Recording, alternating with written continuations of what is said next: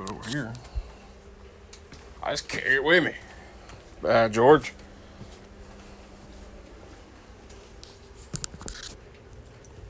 Look at there. All fancy now.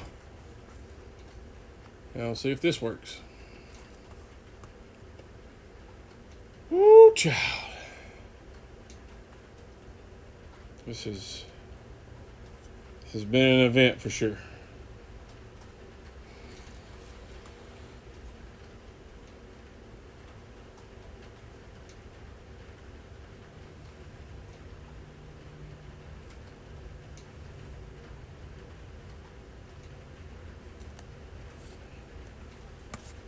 Oh, gosh.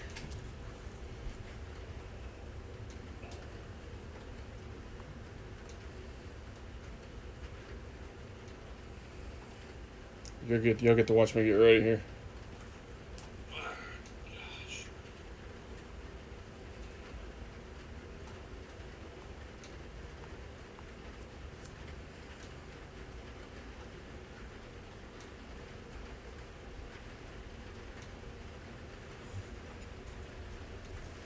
Goodness gracious. All right. Y'all bear with me here. We're going to get ready. Hello, mother. Hope I'm sounding okay. That was an adventure getting this thing going tonight. Good Lord, have mercy.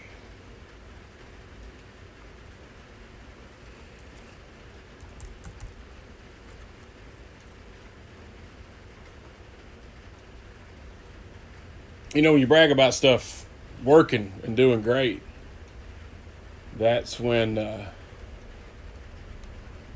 everything goes bad. I can't even get that pulled up. What is going on? Has the grid been attacked? What's happening? I'm just kidding.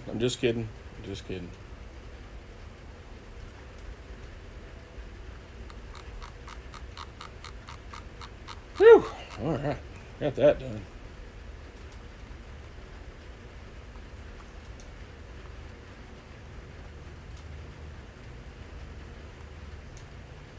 I can still blame Bull, right?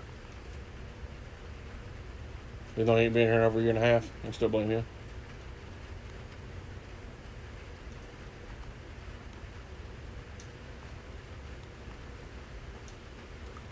I think that's fair.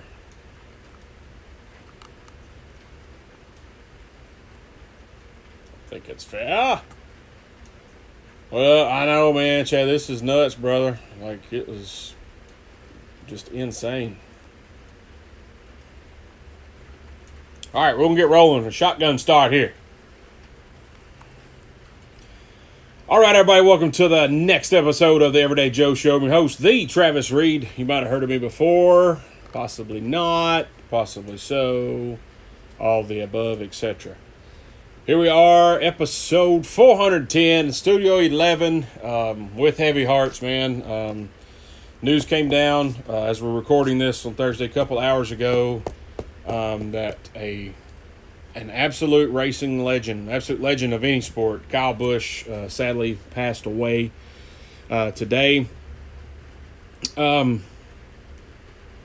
tell you, it's been an emotional roller coaster. A lot of folks love to dislike Kyle, but you had to respect him, just like with me with Earnhardt when I was a kid. I didn't like him, but I knew he was good. Same way with Derek Jeter and the Yankees and stuff like that. And I got my Kyle Busch stand up here, not as for comedic relief, just kind of tribute to him.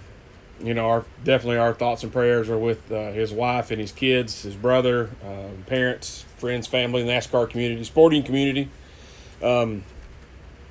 He's 41 years old, and just raced. Just won a truck race a couple weeks ago, and they said, "How do you savor this moment?" And he said, race like it's your last, because you don't know when the next one's going to come. And Chad Gill asked on the Facebook Live feed, I don't have any details of what's the cause just yet. I do know that, I think it was last week or week before last, I think somebody told me it was at Watkins Glen a couple weeks ago. Before the end of the race, he called to his spotter and said, hey, I need to see Dr. and I forget the gentleman's name. I need to see him after the race. So the spotter, the crew chief was like, okay, do you want me to have him meet you at your car or at the hauler or your bus? And he said, meet me at my bus. But he finished the race. And they played it over on the TV side. So I'm like, okay, well, he's maybe just, just dehydrated or something, because that's a pretty grueling race, even though it's a road course, but there's a lot of turns, and it's a very fast road course. A lot of G's going through those turns. So I wasn't sure what, maybe he's dehydrated, but it was a little cooler that day to my recollection. So I just thought it was, kind of odd that Kyle Busch, like the standard in NASCAR, him and Denny, Kyle was asking for help, like something was wrong with him. You're like, man, that's just unlike Kyle. You know what I mean? As far as from a fan's perspective, I don't know him. I haven't never met. I've stood beside him once. So you think that's kind of weird. And then today, I guess it was today, I've been so busy at work I can't keep my day straight. They announced that I guess Austin Hill was going to take his place at the Coca-Cola 600. Kyle wasn't going to run it. That's a grueling race. That's 600 miles. That's a long race. And I was like, wow, that is very, very, very unlike Kyle Busch. He's not going to miss a race for hardly anything. You know what I mean? It's just he's just a racer. He's an athlete. That's what he does. And I was like, man, that is a wild thing. I'm like, well, that maybe wasn't real, because you see all these parody websites and stuff like that, and you think, okay, it's not real. And then it kept coming up on my feed. And I'm like, okay, well, maybe this is real. And then I guess it was right after I left work, I pulled up to get my hair cut. And sure enough, NASCAR, their official Facebook page, shared, rest in peace, Kyle Busch. And I'm like, you got to be kidding me. Like, he's 41 years old. He looks to be in great shape. He, races all these races, and you've got, I'm sorry, Stephen A. Smith, sorry, buddy, but you're an athlete if you can race a NASCAR, or a drag car. The common folk can't just go do that. So it was just wild that he's already, that happened, and then he passed so quick. So I mean, I don't want to speculate or anything to that nature. Wouldn't disrespect him like that. I don't know. I haven't heard. It's a sad day. Sad day for NASCAR. Sad day for sports. One of the best of any generation. I wouldn't say just my generation. He won 234 races across all three NASCAR series or something like that. It was something to that nature. That's a lot of daggum races, man. There's lots of weekends where he was racing truck, the OAP, I still ain't saying the name, and the Cup Series. That's, you're 200 miles, 300 miles, and then 400 to 500 miles on Sunday. That's a lot of driving. That's a lot of sweat. It's a lot of wear and tear in your body. Oh, they're just sitting in the car. No, they're not just sitting in the car. All right, I can't compare this. I got to do the drive along, the ride along, and the Rusty Wallace driving experience at Nashville Super Speedway. It ain't just turning left. And I wasn't even around cars. I was by myself. And that son of a gun was very difficult to navigate. It was not easy. So for, you and put 35 other cars around you, 35 to 40 other cars around you that you're, inches apart from each other. But you gonna suck up some fabric from that from that seat. You know what I mean? Like that's crazy, and it's just somebody like that's in that good a shape who does it every single weekend and just up and pass away like that. It makes you realize how precious life is, how short life is. Death does not care how rich you are, how poor you are, what any kind of situation. When it's your time, when Jesus is ready for you, he's going to bring you. That's how it is. And it's just life on this earth is so short. I don't know. It's almost a loss for words, man. It's so sad. I don't have words. Like I said, I never got to meet him. And Megan, she chimes in on Facebook Live feed that I was only going 50 miles an hour. Well, let me tell you, when you do a video of said ride, it really looks like you're going extremely slow because you're there by yourself.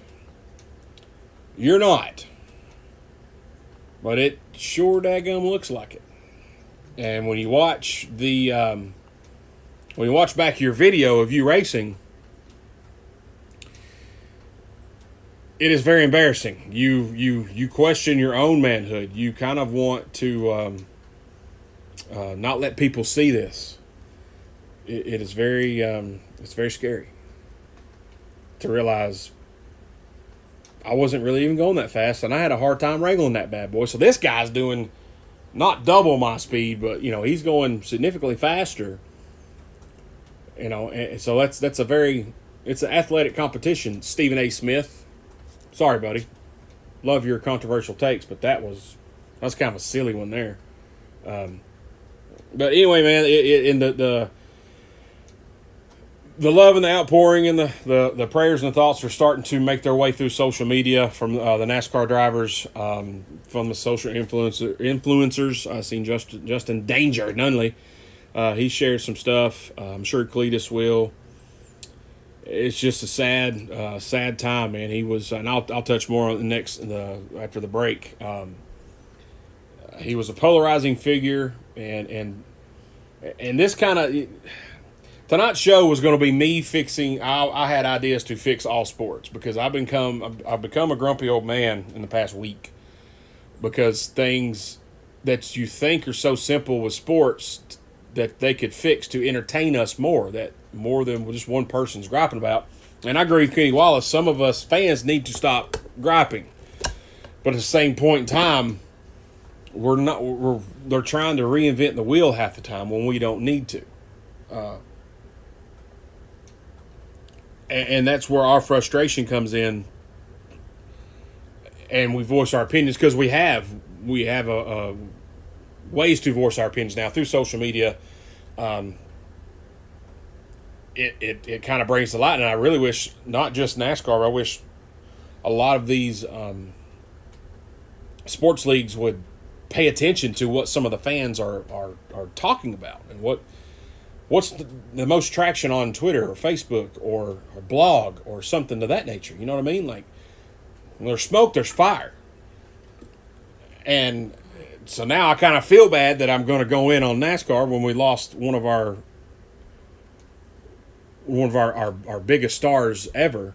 But I'm still going to do it. And I think KFB would want it that way because he had issues with NASCAR, as does Denny, as does Mark Martin. A legend of the sport, one of the greatest of all time. So I'm going to go in on it. I'm going to go in tonight on college football, college basketball. I think college basketball is more ridiculous than college football right now. Like, it is insane at some of the stuff that's going on. I just do not understand. I can't grasp it. I don't know what the issue is, but it's got to be fixed. I mean, this is ridiculous. Absolutely ridiculous at what's going on. Fun news, Ed Orgeron headed back to LSU. We were talking about that today at work. One of my favorite quotes from Ed Orgeron when he was getting let go from LSU, they said, Ed, you got $17.1 million left on your contract that we're going to pay you. He said, all right. He said, when you want me to leave and what door you want me to go out of? Well, that's a perfect response if I've ever heard it. That's it right there. So we're going to talk about that. We'll talk more about KFB here in a few minutes. Like I said, I got my Kyle Busch stand up that I got at the Centertown Fall Festival. I don't have it here for laughs. I don't have it here to be funny. It's just kind of like, hey man, we lost this dude. It's the only Kyle Busch thing I have. I may have a shirt somewhere. I don't think so, but I just kind of want to pay tribute and kind of hang out with Kyle for the evening. That being said, we're going to take a break. We come back. We're going to talk more about Mr. Kyle Busch for a few minutes. Then we're going to go in and we're going to fix all sports leagues right here in just a few minutes. They better be watching this show because it's going to get fixed tonight. You just listen to what I'm telling you. I'm 47. I've been a sports fan almost my entire life, as long as I can remember. I'm going to fix them all. Just listen to me. Trust me. Just trust me. You're listening to the Everyday Joe Show, brewed by the Common John Brewing Company here on 93.9 The Duck.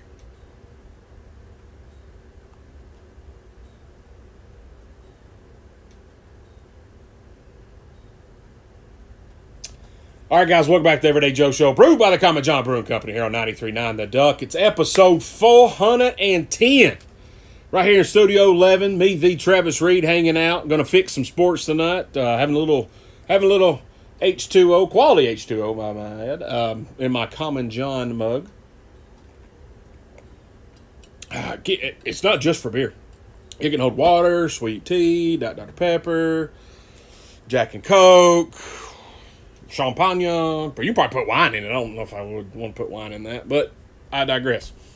So as we open the show, guys, we told the sad story that come out of today about Kyle Busch passing away at the age of 41. He was hospitalized this morning. Was told that he was not going to race the Coca-Cola 600, or as affectionately known, the World 600, back when I was a kid. Yes, Cody, rest in peace, Rowdy, for sure, man. And by the way, check out the Rowdy documentary that's on Amazon Prime. Watched it a couple years ago. Really, really good. Really good. So, yeah, he was hospitalized today and said Austin Hill is going to take his place at the Coca-Cola, the World 600, one of the biggest races of the year, one of the crown jewels of the NASCAR season. And I thought, man, that's odd. That's not very Kyle Busch-like. He's not going to miss a race. He could have one leg gone. He's still going to clang and bang the gears in there. You know what I mean? And then I thought back, a race or so ago, he called in to have a doctor meet him at his bus after the race was over. He wasn't feeling well, and he still finished the race. So you kind of think, all right, man, what was it? I never heard because I guess I didn't pay much attention because it's Kyle Busch. He's fine. It's going to be fine. All these drivers get dehydrated almost every race. Poor Tyler Reddick, that kid gets sick 4 or 5 times a year and still pulls through and usually wins the daggum thing when he gets sick. So, and you've seen Denny, you've seen Bubba, all of them, lay out by their car gassed, completely gassed.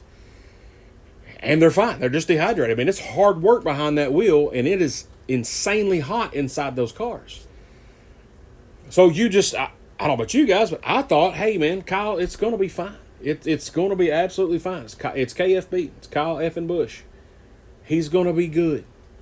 And then the news broke around, I guess, 5 Central Time roundabouts, and said he had passed away. And I couldn't believe it. Like I said earlier, it's Kyle Busch. He's not gonna die. He aggravates the stew out of everybody on the racetrack. He's going to be around for a long time. And that brings me to, we've already lost, 25 years ago, I guess it was, Dale Earnhardt Sr. at Daytona. That was the most polarizing driver of any sport ever. More than Richard Petty. John Force is very I still say a bigger fan base, more polarizing than John Force. And John Force is at the top of motorsports, in my opinion.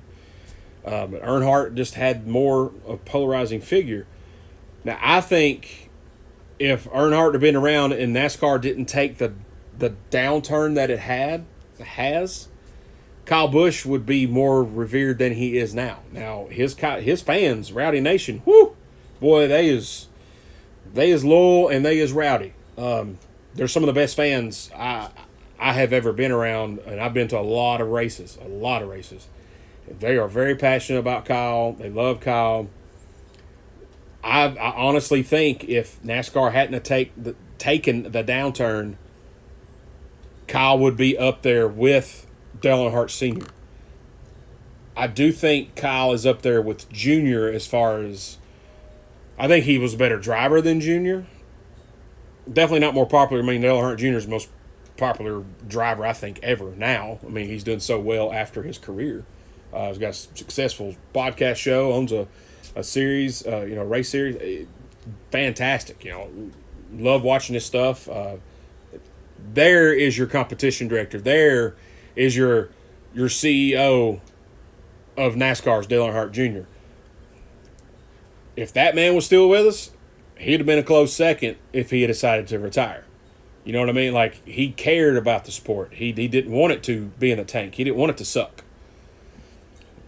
That brings me to last weekend's All-Star race, which sucked. Nobody knew the format. Nobody understood the qualifying. Nobody, and I mean nobody, understood the fan vote because we let everybody race. Everybody. Used to, it was winners or pole winners, former champions, because it's an all-star race. It's not the Bud Clash. It's an all-star race. That means you get the best. You get the ones who've been performing to race against each other. And I'm not saying leave the back marker cars out because there's only just a couple, and even those guys have led laps this year. So you can't say that.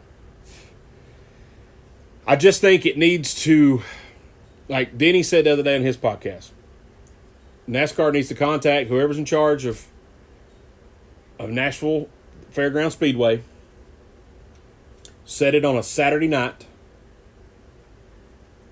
and I don't think he said this, but I'm saying it, rung what you brung. I mean, cheat, lie, steal, make it the most illegal car you can. Set some parameters. It can only be this much horsepower. Let them go. That's an all-star race. Now, I understand it's going to cost money, but these guys aren't going to go out and wreck intentionally to cost you that money. Newsflash, there were 2 9-car wrecks this Sunday at the All-Star race. And some of them didn't even have to wreck. Like, they were going to be in the final regardless. But one thing that struck me that I really realized, hey, this thing sucks, was the guys that got put out didn't care. The winner got $1 million. They didn't care. They all make a lot of money, but hey, look here, $1 million. Nobody cared they wrecked. Nobody. So you got to fix it because it's going to end up, thank you, Clint Patterson. I appreciate that comment there on the Facebook Live feed, brother. I appreciate it.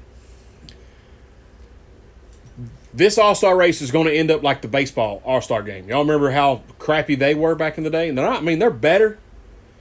But back in the mid to late 90s, they were absolute trash. Do you remember? What's up, Hector from Tampa? How you doing, buddy? Thanks for them stars, brother. Do you remember, I think it was Milwaukee, 98, 99, 2000-ish? I think the All-Star game was at Miller Stadium in Milwaukee. And it was going at the bottom of the ninth. It was tied. So what does the great commissioner, rest in peace, Bud Selig, do? Well, he literally shrugs his shoulders. I don't know what to do. Brother, you're in charge of Major League Baseball. You can have them do whatever you wanted them to do. Hey, 2 innings still, if it's still tied, we'll go to the house. Hey, let's play 1 inning. If it's still tied, take you 3 best like they do now. Let's have a home run derby to figure out who's going to win. Back then, it didn't matter. It had no consequence on anything. It didn't have the home field advantage for the World Series like it does. It didn't have that. It didn't matter. This doesn't matter. It's a non points paying race. It's for fun. Let them cheat. Let them have some illegal shocks on that car. Who cares? Long as it's safe and it's not going to hurt them or another driver. Bubba, let them go. So, okay, they didn't pass tech. Who cares? Let them take the spoiler off. Slam that thing to the ground. Let's go. That's when you're going to see drivers drive. That's when you see Kyle Larson make everybody look like the punk that they are. That's when you just saw this dude right here, Kyle Busch, smoke everybody, but maybe Kyle Larson. That's an all-star race. Because when you have, like, the NBA game is complete trash.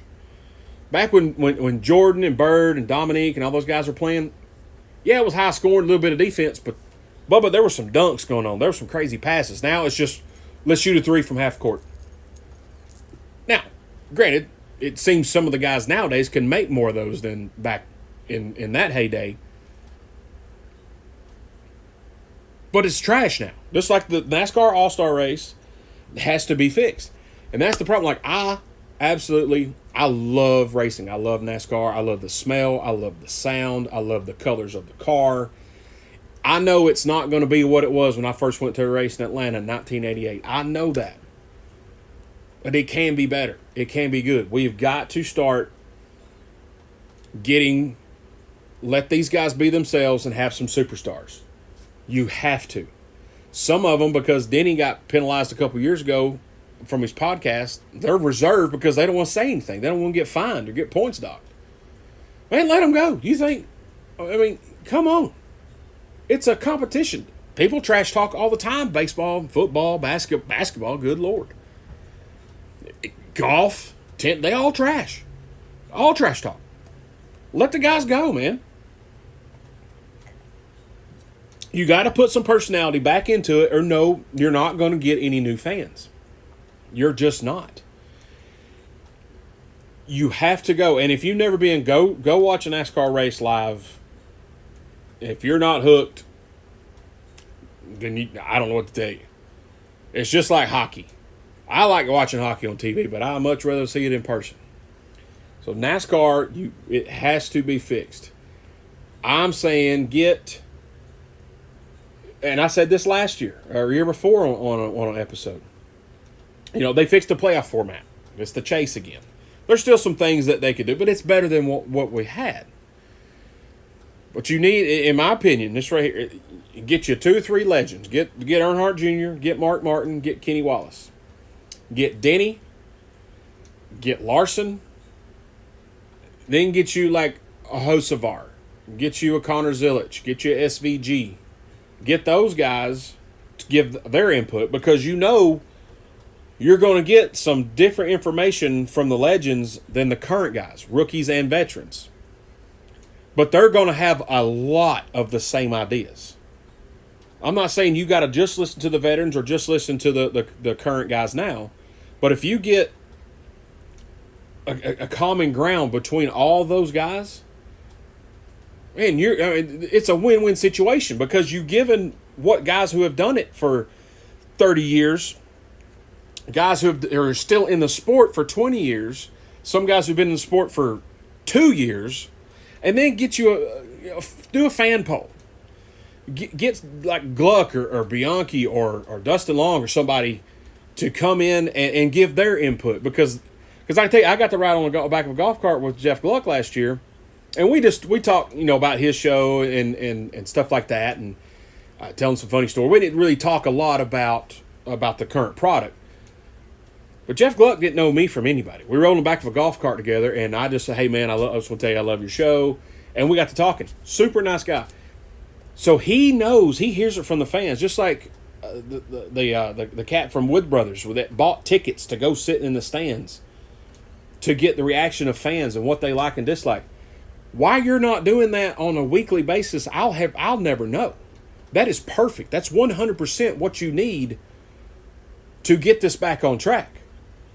Now, I'm sorry, we cannot manufacture another Kyle Busch. We can't manufacture another Dale Earnhardt Sr. or Jr. You can't manufacture another Carl Edwards, another Tony Stewart, another Jimmy Johnson. Definitely not Richard Petty. We got to let these guys be themselves and manufacture their own, be their own. Some of these guys, I'm telling you, some of these guys have such great personalities, they're just too scared to let them go. Now, we all have to stop being the smartest guy in the room. Unless it's me, then it's true. I am. I'm just playing.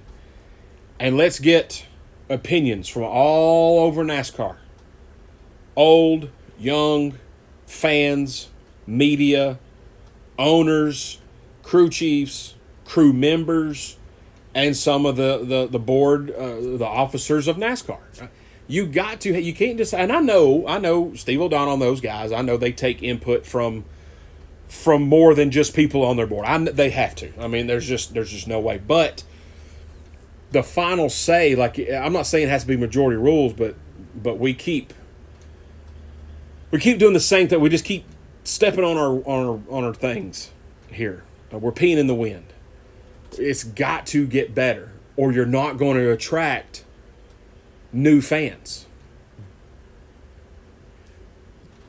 And that's another topic, is doing things to attract new fans. If you do what was working, improve slightly instead of changing a lot of stuff, I think, my opinion, new fans are going to come because they're going to hear everybody talking because the racing is so good. The cars are colorful. The cars are faster because you're letting us have more horsepower. This is what will bring new fans in, not stage breaks. Which the stage breaks, the only thing is the stage breaks. It irritates me because it's a caution. It's manufactured. People can pit. We're saving fuel to the end. I hate that junk. I hate it. And I know a lot of the drivers do. I know a lot of the fans do. And we can't get that mad because that's what is laid out in front of the drivers and the crew chiefs and owners, and that's what they have to do. That's the obstacle they have to overcome to win said race. So I understand that aspect of it. They don't have a choice. That's what they have to do. Now, do I wish somebody like a Hocevar or SVG, somebody just hammer on that thing and not conserve fuel and just say, heck with it all? Yep. I absolutely do. But they're not going to win because half the other field's going to start saving. But if you get, hey, drivers, just conspire against all of them. Just say, hey, boys, next time at Daytona, Talladega, we're just going to run to the wind. We're going 100% throttle. We ain't doing this half throttle bullcrap. Let's all just go. Somebody will pay that fuel bill because I promise you, with the ads you're going to sell the next week because of the racing that happens there, it's going to be worth it. I promise you. Clint Patterson jumps in on Facebook Live feed and said, people say NASCAR is redneck, major horsepower, unintelligent, scripted, wrestling like entertainment. Travis right, it is entertainment to a certain degree, and there are truths found in the throat. You are 100% correct. I agree. Truths are found in the throw-up comments from the uneducated, but this sport is deep. There's politics, bravery, knowledge, hidden intelligence that only comes through hard-knock wisdom. Those who are in the know understand, and they should be fully supporting creators in YouTube who love and have platforms. 100%, completely agree. The math that some of these crew chiefs have to do to save fuel, and most of them are engineers. Okay, so it's not dumb rednecks. Now, are there some dumb rednecks that drive? Yep. Are there some dumb rednecks that do that same math that an engineer can? Yep. And that's what makes it great. Because you got people from all walks of life, northern, southern. One of the greatest crew chiefs, in my opinion, Steve Letarte, is from Maine. He's from Maine. He's not even from the South. One of the best spotters, Freddie Kraft, he's from New England. He's from New York. He's a Mets fan. He's from New York. Like, that was, you know what I mean? Like, it has to broaden out. We've got to figure out a way, man. This sport is too great for it not to broaden out. And Cody, he says that Kyle Busch was always full send. You're right about that. He didn't care for the fuel saving. He wanted to go. And I would say most of these guys want to go. They don't want to save fuel. They want to go. That's what it's about. It's called racing, not fuel saving. So, NASCAR, please fix the All-Star. And I know you guys are. I know this year was just an anomaly. Things are going, you're moving stuff around. He didn't want Dover to lose a race because it's such a great racetrack, and it really is. And I don't think the racing was terrible. But it's just it didn't feel like All-Star. It did not feel like an All-Star weekend. Wasn't enough pomp and circumstance around it because that's what All-Star is. You got to have something. You had the Pit Crew Challenge, which I think is super neat. And I think Junior said something today. He's like, hey, throw a truck out there, throw the Xfinity OAP Series car out there, throw them in there, or throw some of those guys in cup cars, let them go. Hey, yeah, I'm down for that. Throw a dirt racer in there. Get what's his name, Burt Myers from over there in North Carolina. They do the Clash over there, Bowman Gray. Throw him in there. Let's go.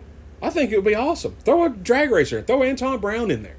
I'd love to watch that. Put Travis Pastrana back in a car. Let's make it an All-Star. Let's do this. Like it. And I guess that's one of the frustrating things is not just NASCAR, but all these other sports.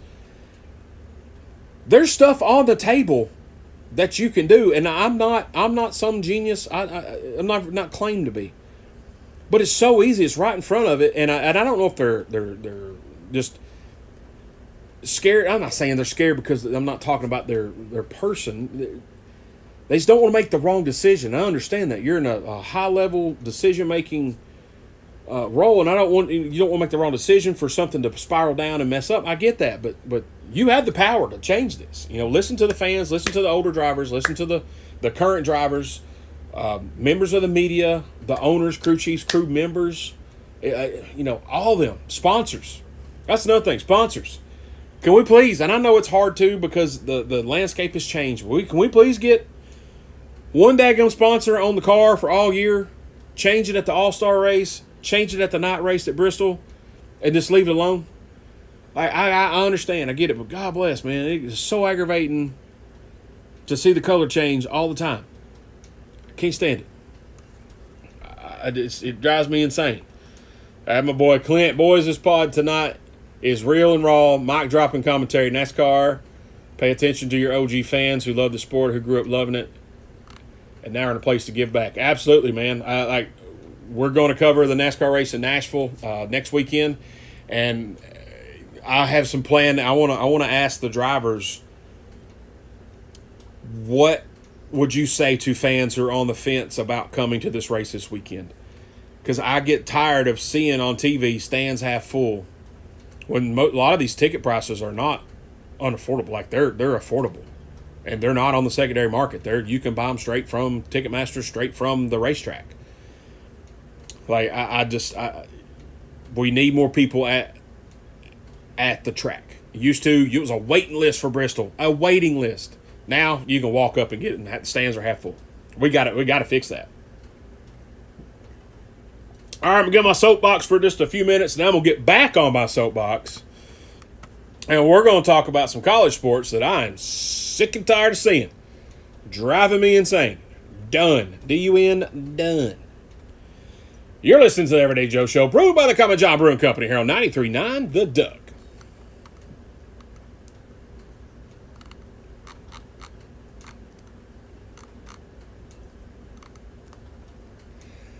All right, guys, welcome back to the Everyday Joe Show, brewed by the Common John Brewing Company here on 93.9 The Duck, episode 410, right here in Studio 11. Me, the Travis Reed. We'll start off. Rest in peace to KFB, Kyle Busch, Rowdy Nation. We lost a good one today. Prayers to his family, his kids, his brother, family, all Rowdy Nation fans. This is a tough one. Josh Prey, he did a little live earlier, and he said this is going to be the one that it's going to hurt, and it's going to hurt for a while. This dude was real. He loved the sport. He loved racing. He was a competitor, and he didn't care if he made you mad or not. He just showed emotion a little bit more than the ones before him, and I don't think there's anything wrong with it. Did I say I like Kyle Busch? No. But I did get to stand beside him. At the media center last year, Nashville Super Speedway, I'm standing out in the little green room where you get the drinks and stuff, and they're coming in for driver media availability. And I'm leaning up against the high top table there and just kind of, figuring out what I'm going to do and who I get to talk to, and scared to death. And up walks Kyle Busch.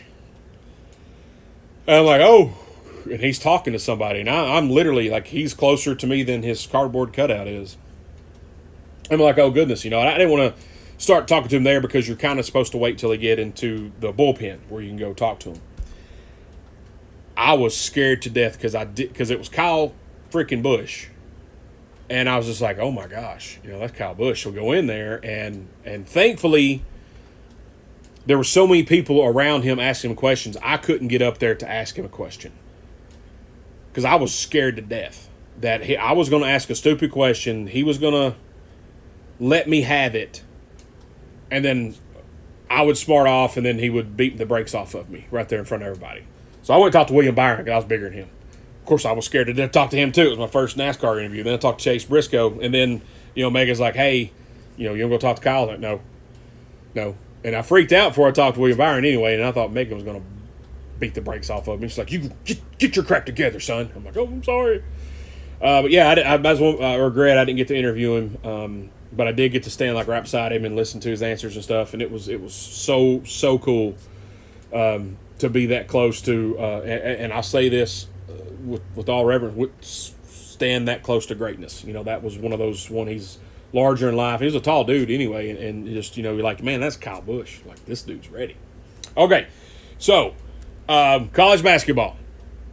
Now, when I was younger, I love college basketball. I love the Duke glory days. I didn't like Duke, but I liked that time. The UNLV running Rebels, North Carolina, UConn, all great, man. Loved Kentucky. Loved watching them play. I'd watch college basketball every single night as a teenager.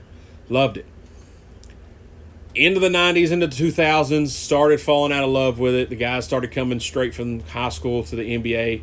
Don't knock them. I'd have done it too. I'm not knocking those guys. It's once again, that's one of those deals where that's the rule. If you can do it and make your money and win, then do it. And I hold no grudges against those kids for doing it. None. You know, KG, Kobe. I mean, I think it turned out okay. Even Jermaine O'Neal, think he did okay.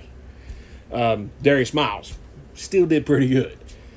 So I kind of fell out of touch with it. I just didn't care for it much. But now it's getting, with the NIL, I think it's almost getting more out of hand than college football with the NIL. You have guys that are signing NBA contracts, 10-day, although it'd be a 10-day NBA contract, or playing professionally overseas, and then they're committing to LSU. Huh?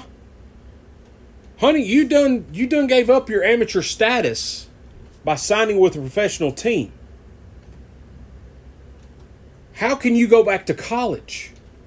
And don't give me what we're paying them. You're paying them to be in college. You're paying them because you have been abusing their name, image, and likeness for so many years that they deserve. The ones in the past deserve it.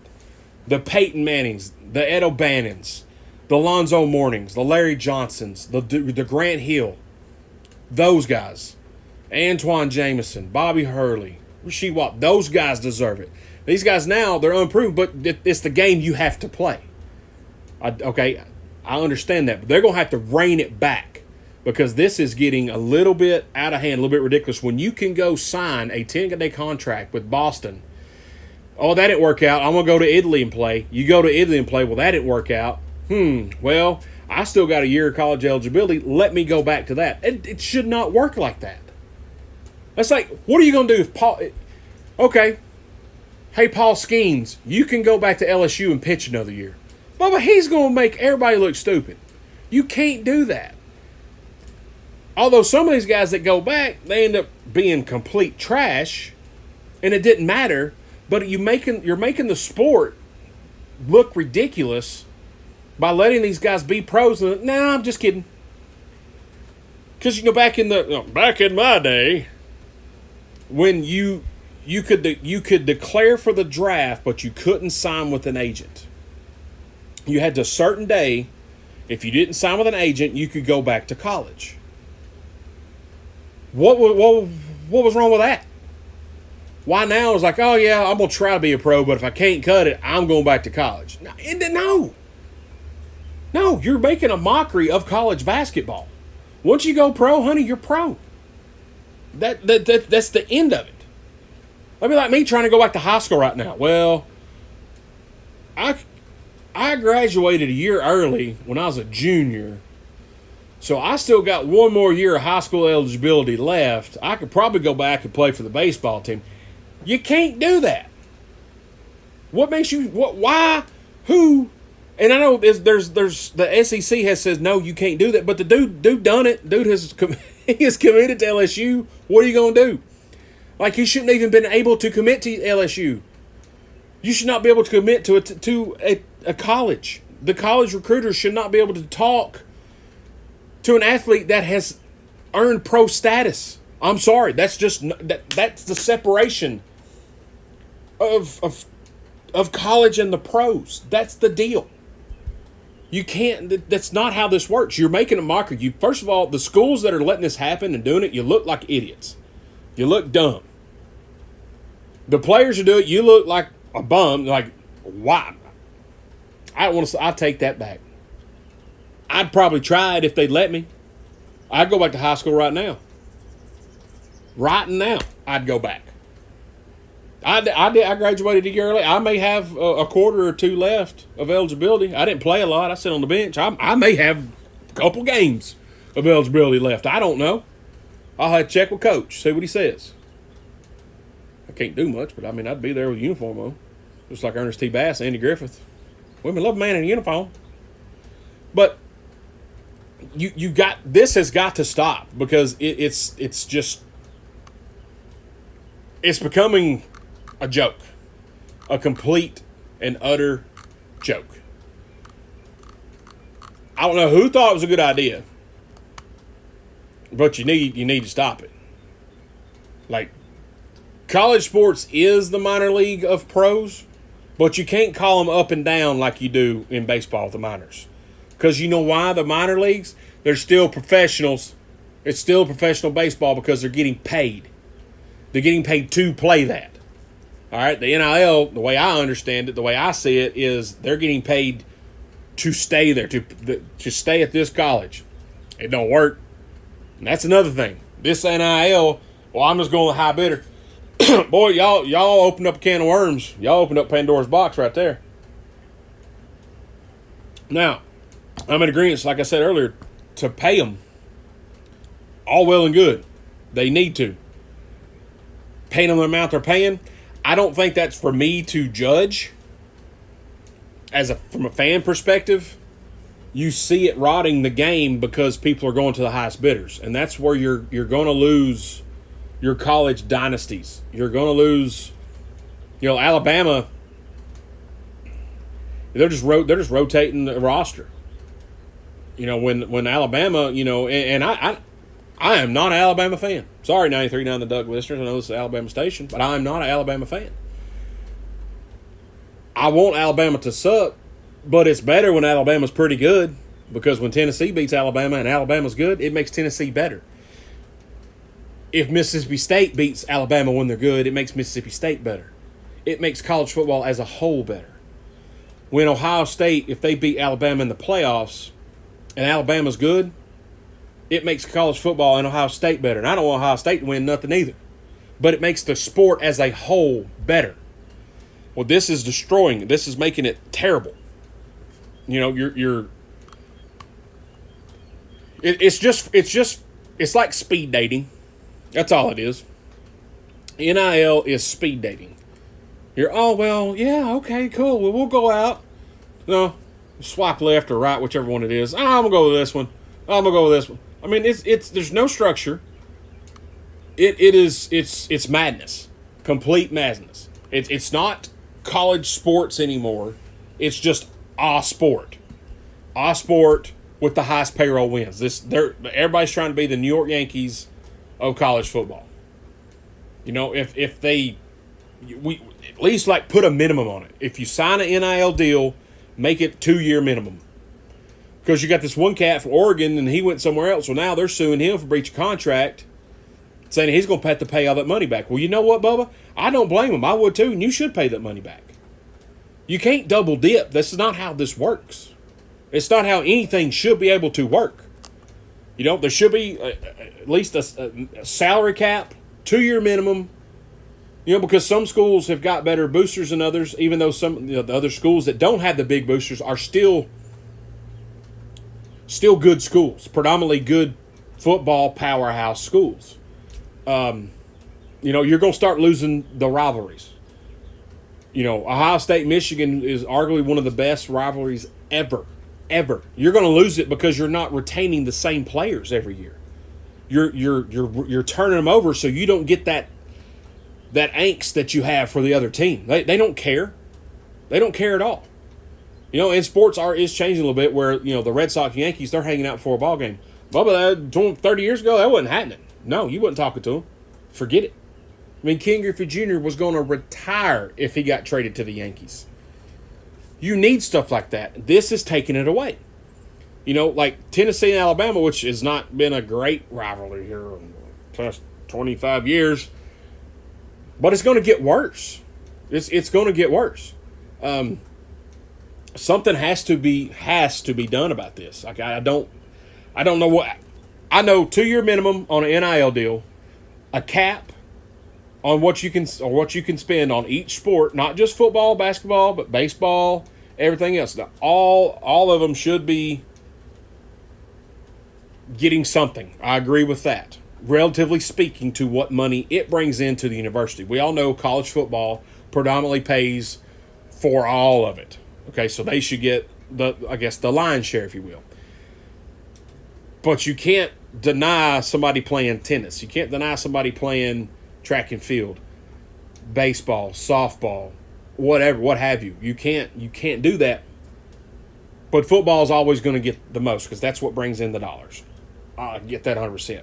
But we've got to cap this, or it's going to be the Wild Wild West. It's just Wild Wild West with speed dating, because you've got some schools that got oil money, some of them's got Walmart money, some of them got food stamps. We've got to have some kind of, we got to draw a line because it's making a mockery of what people my age and even a generation before me, what we grew up watching. You're ruining it for future generations. People aren't going to care. They're just not. They're not going to care. They're not going to watch. They're going to watch reels of the final play of the game. They're going to watch a TikTok of the final play of the game and not care. And the sports might not be able to survive on that. You need to have people engaged from when the clock starts to the clock ends on every single game, every single season, or it's not going to survive. It's just not going to happen.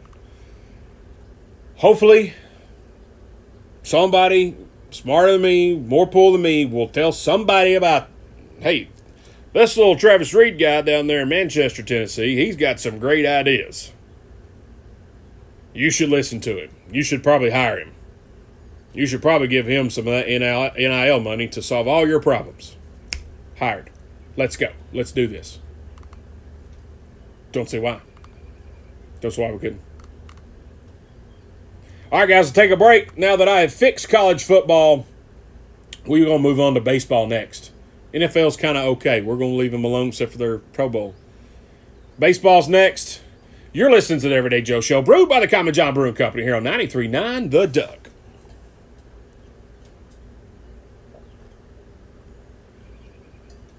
All right, guys, welcome back to the Everyday Joe Show, brewed by the Common John Brewing Company here on 93.9 The Duck, episode 410. Me, the Travis Reed, hanging out in Studio 11, fixing sports, drinking some cold quality H2O out of my Common John Brewing Company mug.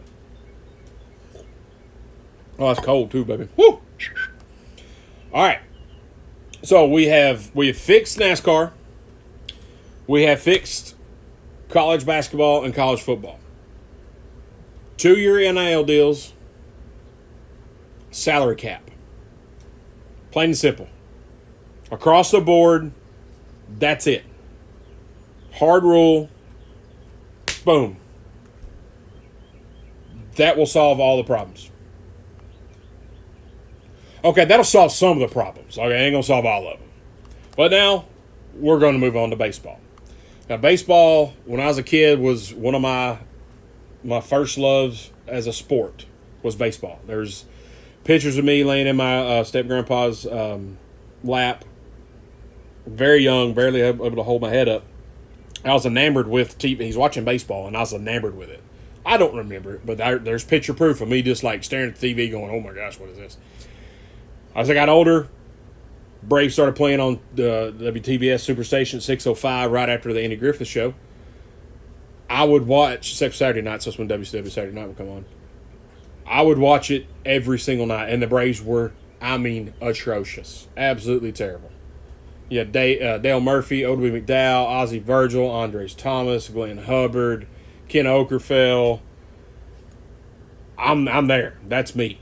I'm every night I'm watching it. And through the 90s, the Braves had a resurgence, a renaissance, if you will. And I become even more in love with it. And I'm paying attention to the guys that are coming up from the minors, Chipper, Ryan Klesko, and stuff like that. And I'm paying attention to the draft. I'm paying attention to other teams. I'm watching the San Diego Padres. They're playing the San Francisco Giants at 9 o'clock on a Friday night. What am I doing? I'm in my room watching this game because Tony Gwynn's playing. You know what I mean? Like, I'm watching teams that I don't care about because of one superstar player on the team who is great, and you get to watch that happen. You get to watch it because it was entertaining. Now, there were no pitch clocks. There was no ghost man on second in the extra innings. There's none of that crap. It was just baseball. Now, the game's a little long, yeah, but I didn't care because I loved it. I loved watching the game. There was a point in time during the 90s where I could name almost every single, and I'm not autistic, okay? It's okay if you are, but I'm not. Every single Major League Baseball team starting lineup. I've heard of all of them. I could tell you where they played prior. Can tell you.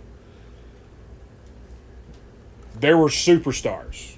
There was Bonds, there was McGuire, Canseco, Rafael Palmeiro, Pudge Rodriguez, Nolan Ryan, Robin Yount, Cecil Fielder, Cal Ripken Jr., Andre Dawson, Ryan Sandberg. Every game had a superstar. Every game. Ken Griffey Jr. So every game was an attraction. Now they're afterthoughts. The attraction is the playoffs. The attraction is the Mets and the Yankees playing an interleague game, which we need to fix that too. It's Shohei, which I love watching Shohei play. It's Shohei. It's Aaron Judge. It's Ronald Acuna. It's 3 or 4. Every team does not have a superstar like they did back in the day. I'm going to say even back before I started watching, when you had the Reggie Jackson, Roberto Clementes, Mickey Mantle, even go back that far. You didn't have them. The Braves, they had Eddie Matthews and Hank Aaron. The Yankees, they had Mickey Mantle, Roger Maris, Whitey Ford. You had stuff like that. Now you got one person on the Arizona Diamondbacks that I know, Corbin Carroll. That's it. And I had to sit there and think about that. Just because I got 8,000 rookie cards of Corbin Carroll. Back when they won, Randy Johnson, Kurt Schilling, Luis Gonzalez, Mark Grace, Matt Williams. You know what I mean? Like, you had all that on the Diamondbacks. Now you got Corbin Carroll. There's not enough superstars, and that started to become a common theme over these sports. Is you're not letting the guys be them. Some of them are. Some of them don't care. But there's some reason, and baseball does have unwritten rules that sometimes I think are silly. That Myron the home run, man, I'm on the fence about that. If he hits a 450-foot moonshot, bro, what are you going to do about that? You know what you're going to do about that? Not let him hit a 450-foot moonshot next time. Okay? If somebody hit a moonshot off of Roger Clemens and Nolan Ryan back in the day, next time they got the bat, they'll probably get one under the chin, back him off the plate, and then they're going to strike him out in 3 more pitches. Most of the time. They didn't whine and cry, oh, well, he trotted. No. If they trotted, Roger's going to say something to him before they got back to the dugout, run the bases. It made Roger mad. Roger will beat him, Pedro, whoever, buzz one up underneath his chin, and then strike him out. And then be done with it. Just admire the home run, baby. All right, where's Ozzie Smith of now? Where's Ozzie Smith who ran out on the field and did a backflip to start the game? Does anybody do that? I may be missing it because I don't watch as much baseball as I used to. But does anybody do that? I don't think. Ozzie was being Ozzie. You know, if you turn a double play that's just a bang bang and you had to jump over the runner and the first baseman had to scoop it out of the dirt and he's doing the splits, celebrate that bad boy. Show some emotion. Some of these players are so scared to show emotions. They're almost like hockey players. Show some emotion. That sports is an emotional experience. That's what it is. It's supposed to make you sad, make you mad, make you happy, make you cry. It's supposed to do all those things. It's entertainment. Entertain us. Quit being sticks in the mud the whole time. Like it's not hard. Let the guys be the guys. Let them have fun. You know, it's not hard. You know, the pitch clock I kind of get because games are getting slower. But did Greg Maddux ever need a pitch count? No, he threw a game in about 2 hours tops. He didn't need a pitch clock. If here we go, Maddux at the plate, Sosa's up the bat. Maddux gets 2 strikes on him. Sosa steps out. Taking a little too long. Maddux stands there, stares at him. Umpire's like, all right, Sosa, let's get back in the box. If he doesn't get back in the box in time, let the pitcher throw the pitch. Strike him out. Because that's what Maddux would have done. Why can't they do that now? Why do you have to tell them? You know, now, in the ABS challenge system, you got 2 people to thank for that. Angel Hernandez, C.B. Buckner. Those are the 2 why you got that. Because Angel Hernandez had to retire. C. Buckner, you ain't far behind. You're not that good. Sorry. Not that I be any better, but you're not that good. But, you know, I'm on the pitch clock thing. It's needed because people taking so long time, but back in the 90s, you didn't need it. Back in my day, you didn't need a pitch clock. So it is faster. It is, but baseball isn't boring to me. A game that is 3 hours and you win it 1-0 on a suicide squeeze in the bottom of the ninth, I'm excited. I love it. I love a no-hitter. I love a shutout. Nobody's going to pitch shutouts anymore because nobody lasts more than 5 innings anymore. That's another thing.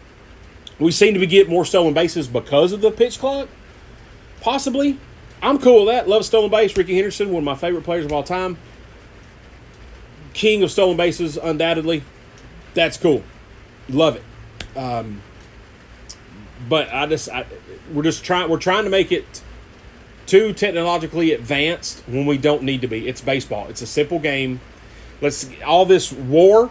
I don't even know what war is. Wins above replacement. Don't know how it's calculated. Don't care. Don't think it should be a stat. It is the dumbest crap I've ever heard.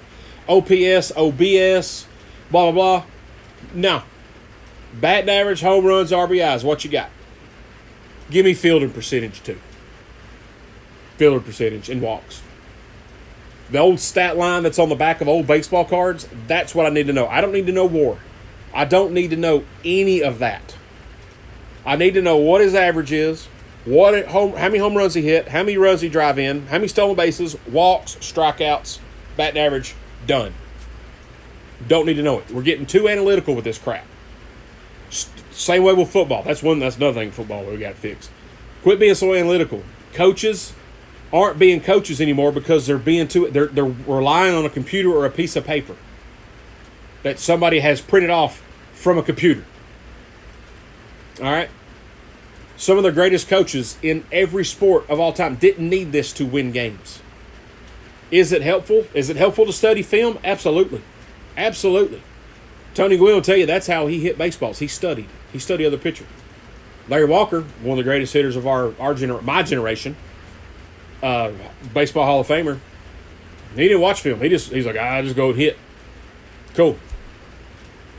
He didn't need the stat line. Now, Tony Gwynn, he didn't need to know these crazy, watch my launch angle, what's it off. No.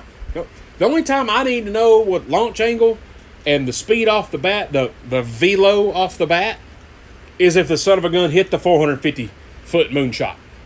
That's why I want to know how hard that son of a gun hit it. I don't care if he hit a ball that was 120 miles an hour off his bat to the shortstop and grounded into a 6-4-3 double play. I don't care. Nobody should care what the velo was on a ground ball, on a double play. I want to know what it was on one he hit out of the stadium. Other than that, they shouldn't even put it on the screen. It's a dumb stat. It's wasted. You waste our time. You're employing people who are analyzing this stuff. But it's borderline ridiculous to do stuff like that. I do not understand why we're putting all these stats into baseball when we don't need it. Batting average, home runs, RBI, stolen bases, walks, strikeouts, fielding percentage. That's all we need. Don't need anything else. It was fine for 100 years. It's going to be fine 100. We're getting too technical. It's a wooden bat with a ball made of like string and yarn and a little core center with rawhide and stitching. There's nothing technical about a baseball or a baseball bat. It's simple. That's the way it should be going forward. Now, All-Star game's getting better with baseball. I'm okay with that. Home run derby. I love home run derby. One of my favorite times of the year is home run derby. Playoff baseball, absolutely love it. Second to only to hockey, in my opinion. And Eli Kidder, dear friend of the show, he asked me, he goes, man, why do you watch every playoff baseball game? I said, because it's history. It's always a chance to make history. You never know what you could see, not just playoff baseball, but any playoff in any sport. You never know. Just like you watched that monumental comeback of the Knicks versus the Cavaliers the other night. Down 24 points in the fourth quarter, 7 minutes to go. They go to overtime, they win by like 7 or something. I forgot the game was on. Turned it on. Oh my gosh, I'm going to watch this. Oh, Knicks are getting smashed. I'm still going to watch it. And I'm glad I did because I got to witness something that's only happened once in 595 tries. When a team is down by 20 in the fourth quarter, they come back and win. That's happened 2 times in the past 30 or 35 postseasons, something like that. Unreal. I got to witness it. Same way with playoff baseball. You get to see so much stuff. So much stuff. So, yes. Baseball, you're getting too analytical. Let's knock it off. Let's get back to the basics. It's a game, stick and ball. It's stick and ball. You got to have a glove, too. That's it. And quit wearing the oven mitts. I don't like the oven mitts. This get on my nerves. And we didn't have cool stuff like that back in my day. I think that's about it for baseball. I think we need more superstars. We need more superstars. We can't manufacture them. We got to let these guys be the guys. We got to let them be them, show their personality, and let's have some superstars. Let's make it fun again. Come on. You know, everything I'm griping about tonight, and I apologize for griping on that, but it just is what it is. Everything to fix these sports is right in front of us. Right in front of us. We've got to listen to other people, not be the smartest person in the room. Just listen to me. Just me. Just listen to me, and I'll have you fixed. All 4, the big 4, hire me. I'll fix it all. Big 5. I'll even dabble in WNBA. Just fix it. All right, guys. We'll take a break. Man, I'm tired of hollering at myself tonight. We come back. We got your Common John update for the week. We'll fix a little bit of NBA coming up. We'll have some lunchtime theater. Not sure if I've watched anything. We'll fix a little bit of golf if we have time. We'll fix the NFL, and then we'll find out what we learn. You're listening to the Everyday Joe Show, brewed by the Common John Brewing Company here on 93.9 The Duck.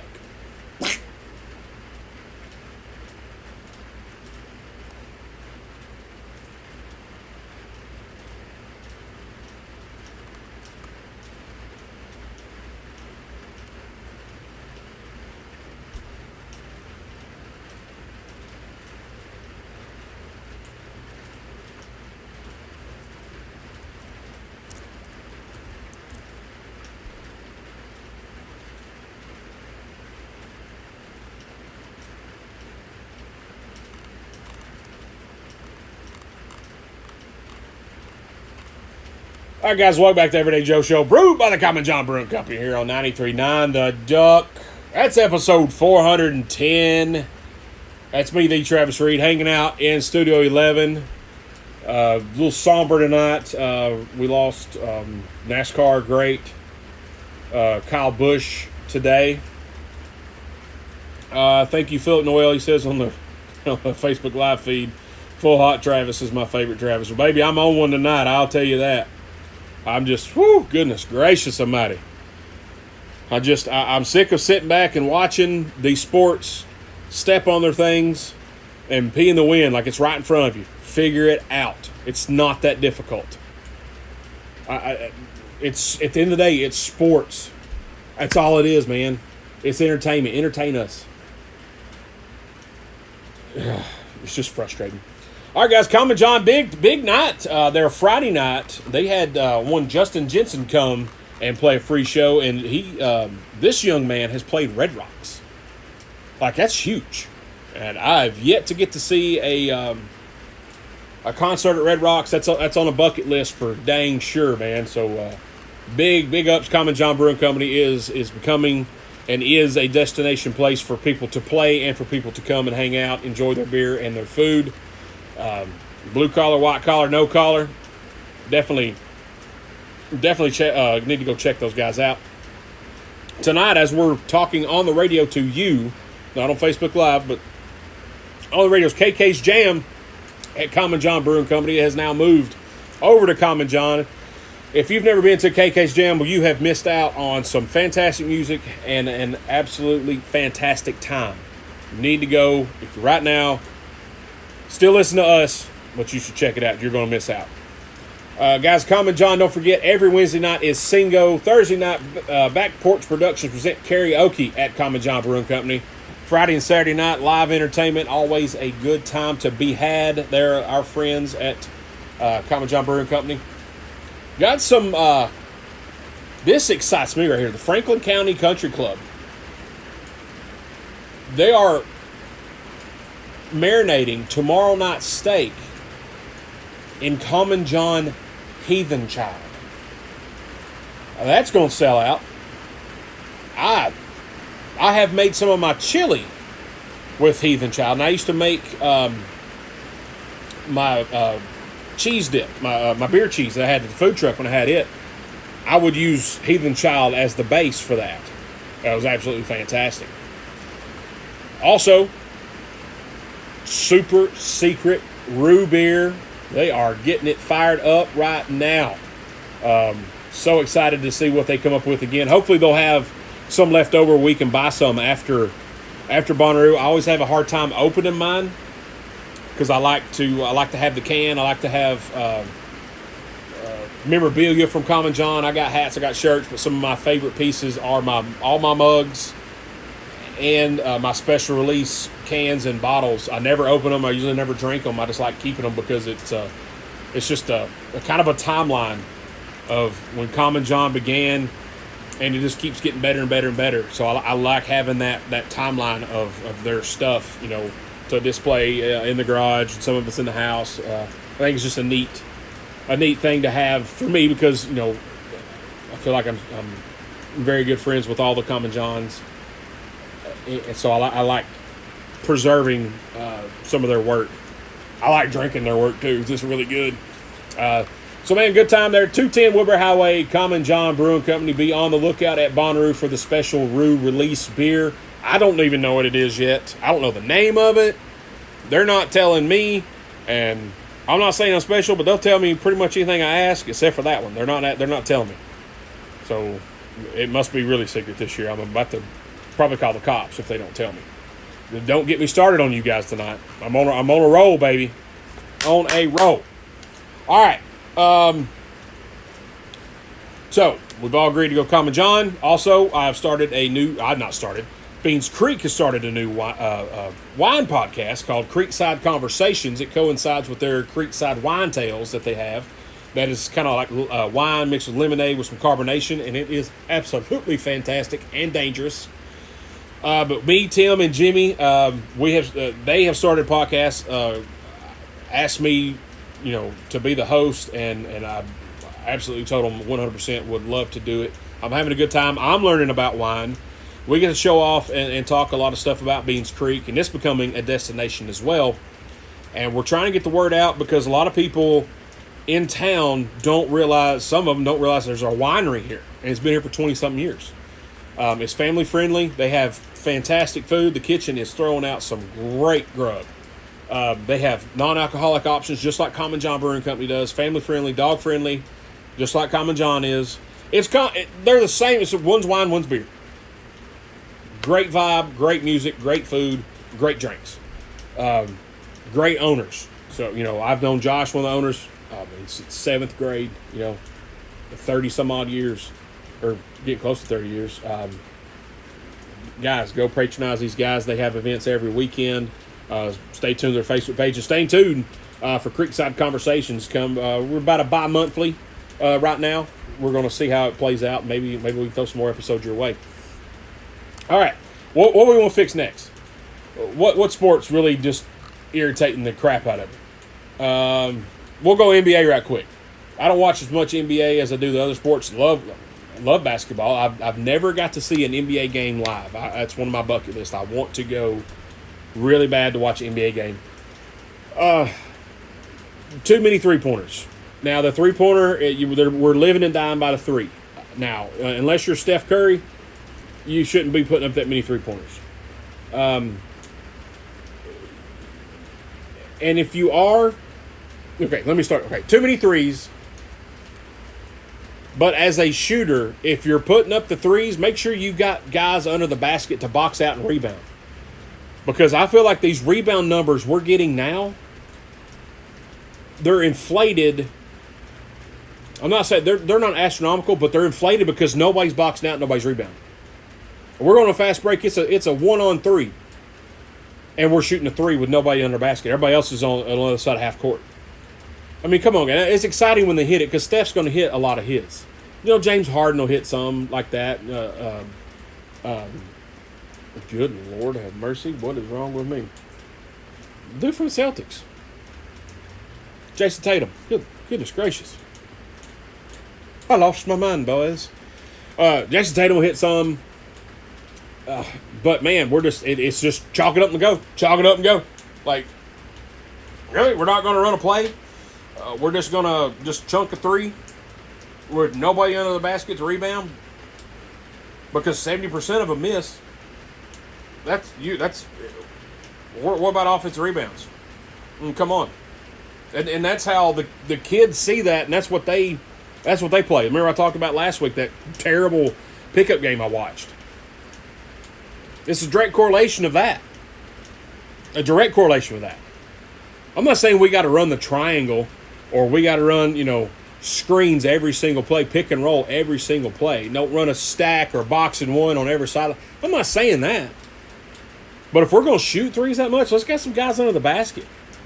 These rebounds are just rebounds because nobody else is around. You're the tallest person on your team who's on defense, so obviously you're going to get the rebound. You know what I mean? Like, it's ridiculous. It just, aggravating. And try. Can we try? Because I don't feel like there's a lot of try. Maybe in the playoffs, it seems like there's more try. But the NBA All-Star game is, touched on earlier, trash. Completely terrible. We got to revamp. We got to do something with that because it's just chalk up threes. Whole game, just throw them up. Don't care. It may hit, it may not. Don't care. I think I have seen more air balls in the NBA the past 2 years than I probably did the past 25, 30 years combined. No joke. No joke. I seen one the other day. I say this a lot, and I'm going to say it probably a lot all the time. One guy, he shot a shot. It was offline so bad, I promise you I could have come closer. There's no doubt. Game speed, I could have come closer to hitting the rim than that man did. I have no idea what he was shooting at. Just like I told you, the other guy last week missed the air. This guy missed the air. It was so bad. I'm like, come on, man. Are you even trying? Like, what's the deal? I don't get it. Don't get it. So let's fix that. Not so many threes. Let's run some plays. Let's. Oh, and this right here, and I don't know the deal. The flopping. It's made its way all the way to the elementary school level. We took when I played, I didn't play high school. I played middle school, junior high. I played on the playground a lot. When we got fouled, we didn't flop. We tried not to flop. It was a badge of honor. Hey, I got fouled hard. I didn't fall. I didn't react because I'm tough. So when I come in the paint again, they're going to think twice about fouling me because I'm going to give them as much as they're giving me. You know what I mean? Now it's just if they get near you, oh, and I blame soccer for that. I absolutely 100% blame soccer for the NBA flop because that's where this junk started. 100%. In hockey, if y'all start flopping, I'll come after y'all. I promise you. Not on the ice because y'all can beat my hind end. The flopping is soccer's fault. And as much as I love the man, LeBron, bro, you got to stop. You're stronger than the entire NBA. And somebody hits you, you're going to flop? No, you're not. No, you're not. Trust me, if you get fouled, the ref sees it. When you flop and they don't call a foul, and then you gripe about it, you look dumb. You look stupid. Stop doing it, man. You are a beast. If he hits you, make it known he hits you so it hurts him, and he still gets called for the foul. Basketball is a contact sport. Basketball has always been a contact sport. It's not a contact sport like in football or hockey, by no stretch of imagination, but it's still a contact sport. You come in contact with somebody every time down the floor. If they swipe at your hand, don't act like they hit you in the face. And don't fall on the floor like you're dying. Paul Pierce. Take the foul like a man. Oh, they fouled me. Okay, they got me. But you know what? If they foul you, then they felt you by them fouling you. Like, oh, whoa. Ease up on that dude coming in the paint next time. I'll think twice about fouling him. But no, you're inviting people to foul you. I don't understand. I'm not saying run over like a bull. Because 100%, that's how bullies play basketball. I didn't like when he come to the projects and we play basketball because he just runs straight line. If you didn't get out of his way, he's running over you. And let me tell you, the projects is concrete. We ain't taking charges. Not for bull, we're not. I'm not taking a charge from bull now on hardwood. Sorry, bull's a big old boy. So I'm not saying play like that, but if you go in, go in. Be big. Because I remember a term coach used to use, hey, man, get in there and be big. Because before I got short, I was taller than everybody in my grade, so I was bigger and stronger. And the coach said, hey, get in there and be big. So I'd be big. I'd be in there, grab the ball with both hands, elbows out, coming up, boom. I got fouled a lot in like AAU, junior high and stuff like that. But they knew like, oh man, that hurt. That's all you gotta do. Quit flopping. Stop it. You look ridiculous. Every NBA player is 40 times stronger than I'll probably ever be in my entire life. And I used to bench press a decent amount of weight. But they're all in shape and strong. They can run over. They can be act a little stronger than they act. You know what I mean? It's stop it. Knock it off. Because you're becoming a joke. The league is not the league's becoming a joke because of stuff like that. Get back to playing basketball. It's a contact sport. Come on. Goodness gracious. My blood pressure is, absolutely sky high right now. Whew. All right, we're going to take a break. We come back. Lunchtime theater. We're going to fit what? We're going to talk. We're going to fix a little bit of NFL. I'll fix golf. I'll fix some hockey. I'll fix boxing. What else can I fix? I'll throw golf in there. We'll fix that. You're listening to the Everyday Joe Show, brewed by the Common John Brewing Company here on 93.9 The Duck.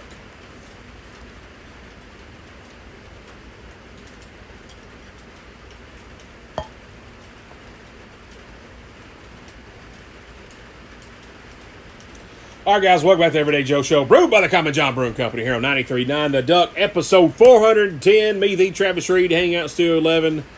Rest in peace to KFB, Kyle F. Busch. Sadly passed away today at the age of 41. Went to the hospital this morning with a medical emergency. Was announced that he was not going to race at the Coca-Cola World 600 this weekend.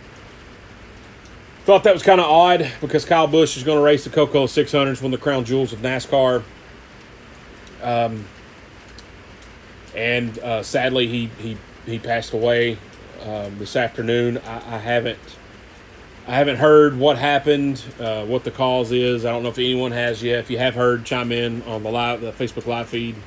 Let me know. I hadn't been able to. Megan's been trying to reach out to some of our NASCAR friends to see if they have any insight, and they may not. They may have insight, and just out of respect for the family and Richard Childress Racing, may not want to divulge it at this time, and I completely understand it. Everybody wants to know what happened. I do 100% want to know what happened, but at the same time, I'm not going to push the issue and call somebody in that field. But hey, man, what happened is just not the right thing to do. So prayers to his wife and his kids, his brother, mom, dad,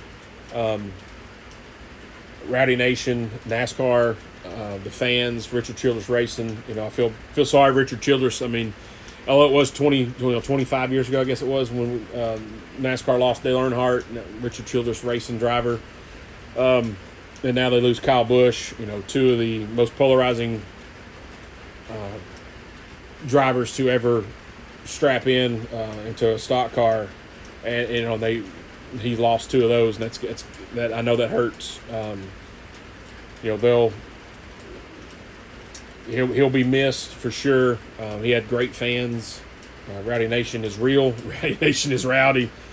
Rowdy Nation is passionate. NASCAR fans are passionate. Just wish there were more of you. This weekend, next weekend, Nashville race, we get to cover it. We got our media passes, and I think it's going to look a little different. Going to seem a little different in the back.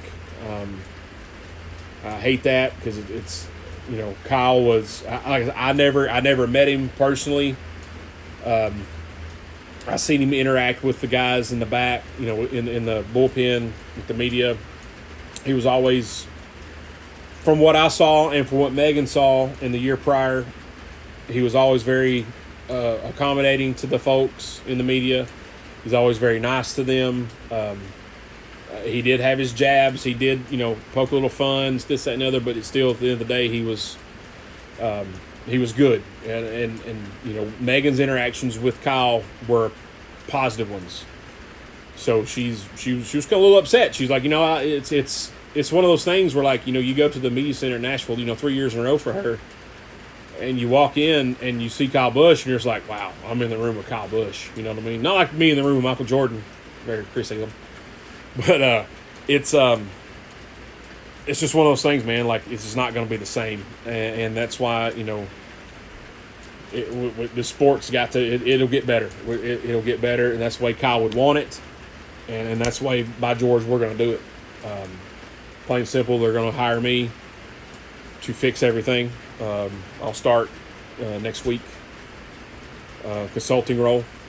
You're welcome, Steve O'Donnell. I got you, man. All right.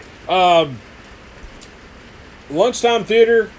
I watched Worst Ex Ever. Have y'all watched that on the Netflix? Oh my gosh. I can't believe there are people out there that act this way. Like, we've all been through heartbreak and heartache and breakups and divorces. And this. Well, I never acted like that. We all got some crazy in us. Let's just be honest. We all got it. It's there. These people are wearing it like a badge of honor. Like, in this new season of Worst Ex Ever, like, it's borderline ridiculous. Like, I was like, this. There's no way this is real. There's no possible way this is real. I I got secondhand embarrassment watching. Like, bro, there's no way you acted like that when she broke up with you. You've got to be kidding me right now. Like, the lengths they're going to stalk an ex? No. Excuse me. Absolutely not. Not. Anyway, it's worth a watch if you want to get cringed out. Like, it is. It's kind of scary, but it is kind of scary too. One of them, like, you're just like, wow, like this dude here, like, wow. He went from 0 to crazy in like 0.6 seconds. He set a world record. You're just like, wow, like this dude had some cojones about him to do some of the stuff he was doing, to ask some of the stuff he was asking for, and then he just nuts crazy. Like I never in my life, man. It was it's worth to watch. It's fun. It's easy, kind of easy to watch. You know, if you just want to kind of veg out for a few minutes and not not have to pay a lot of attention to it. You know, it's not like a Harlan Coben series where you gotta like watch every little move, which I love doing. But give it a check. You know, check it out. It's on the Netflix. Brand new season just come out.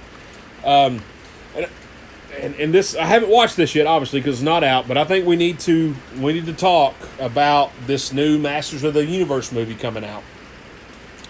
Now they first did it in, I guess it was the late '80s. Dolph Lundgren played Adam, or he's played He-Man. I don't even think he played Prince Adam. That was terrible. That was when I was a kid and it came out, because I was a humongous He-Man fan. I still am. I got a couple VHS He-Man over there. Got a couple of my original He-Mans floating around here somewhere. I was so fired up to watch Masters of the Universe. Dolph Lundgren's playing He-Man. I'm like, this is going to be so awesome. That's the worst pile of trash I have ever watched in my entire life, except for a movie called Passions of Darkly Noon. You get a chance, watch it.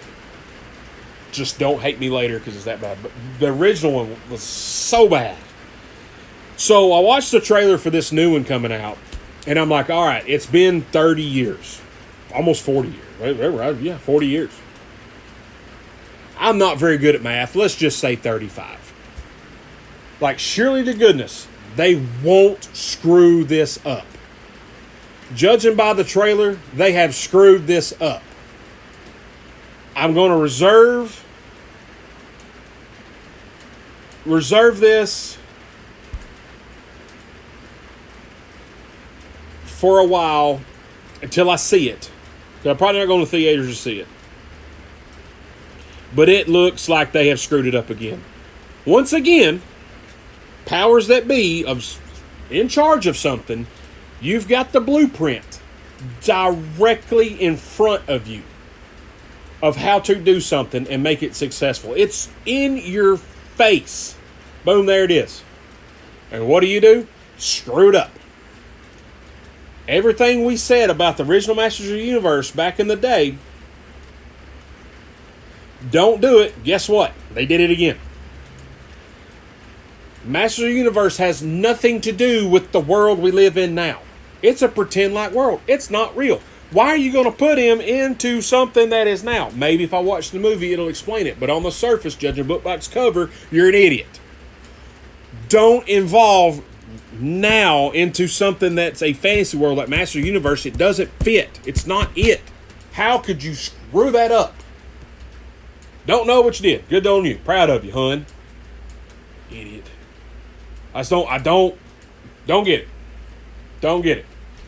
Okay. Little update. Charlie Jones just put on Facebook live feed. What is known that Busch was testing in the Chevrolet racing simulator in Concord on Wednesday when he became unresponsive and was transported to a hospital in Charlotte. Several people familiar with the situation told the Associated Press on condition of anonymity because details have not been disclosed by Busch's team or family. So that's all we know. It was testing in the Chevrolet simulator in Concord, became unresponsive, and was transported to a hospital in Charlotte. So that's what we know about Kyle Busch right now. Still a sad situation. It's still fluid, still moving. People, we're getting updates all the time. I've got a couple. Don't want to speak on them yet. This is going to sound real pompous. I'm not trying to be. The source says don't tell anybody, so we're not telling. very similar to that story right there. It's very, very sad. Very sad story. I didn't know the guy. I just saw him on TV. Followed his career. It's sad. It hurts. It gives you chills when he says the interview when he won that last truck race that you never know when the next win's going to come. Well, I mean, he's with our Lord and Savior now, so he's won. He's got that final checkered flag. We're the ones we've lost. One of the greats, but we've also got to watch one of the greats in our lifetime, so we can revel in that fact. So that's what we know so far. Thank you, Charlie, for that update. That was from the Associated Press. Appreciate that, buddy. All right, we'll take another break. We come back. We got Joe's of the week. We'll fix a few other sports here, and then we'll find out what we've learned. You're listening to the Everyday Joe Show, brewed by the Common John Brewing Company here on 93.9 The Duck.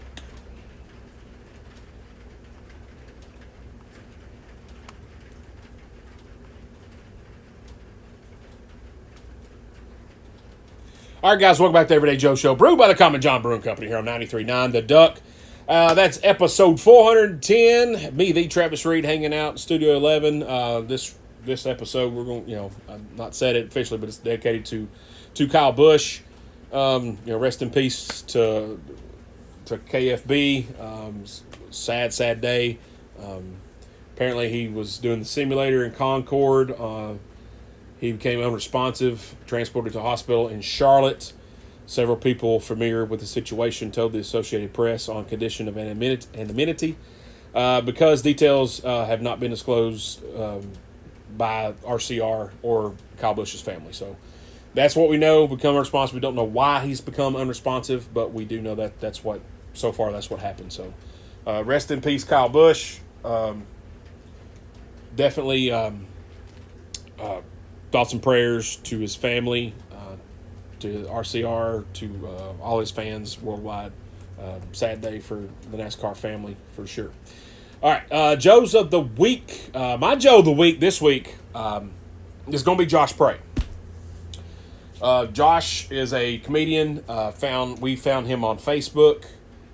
Megan booked him to be on an episode of the Everyday Joe Show about a year ago. Come on with me and Tooth. Had an absolute blast.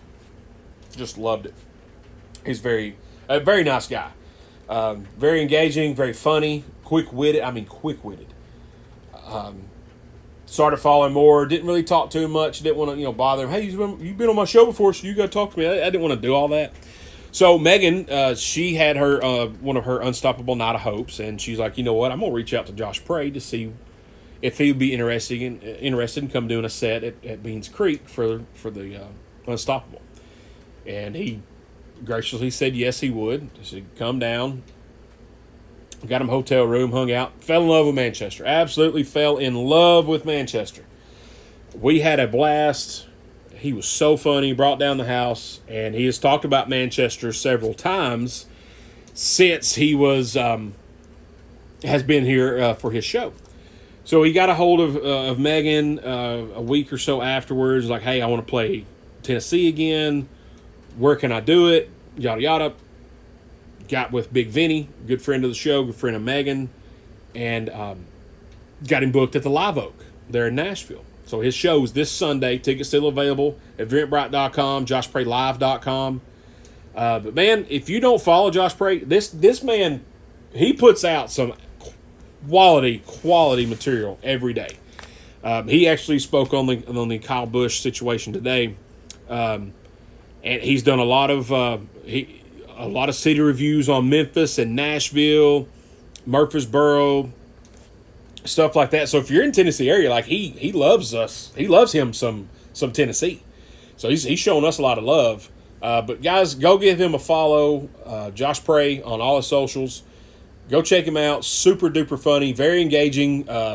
He won't big time you. He will. He does get a lot of comments, but he will talk to you on there. That's for sure. Just watch his stuff. We try to support him best we can, as much as we can. We really like him. He's a super good guy. That first and foremost, super good dude. On top of that, freaking hilarious. He gets social media. He loves it. He loves this platform, Facebook. He said it has helped him get to where he's at. And he has a special place, in his heart for Facebook, for his Facebook friends and family. So go give Josh a follow if you're not already. You will not regret it. Go see him live. We'll be there Sunday night at Live Oak. Tickets are available still. We'll probably end up sharing the link over the weekend. We want to pack this thing out for Josh. We want to show him some good Nashville, Tennessee love because he deserves it, and he loves it here. So y'all go support Josh. Give him a follow. Josh Prey is our Joe of the week. All right, we're going to take a break, ladies and gentlemen, and we come back. We're going to rapid fire, fix some stuff. We're going to fix some more sports right quick. And I'm probably going to harp on a few more before we go. You're listening to the Everyday Joe Show, brewed by the Common John Brewing Company here on 93.9 The Duck.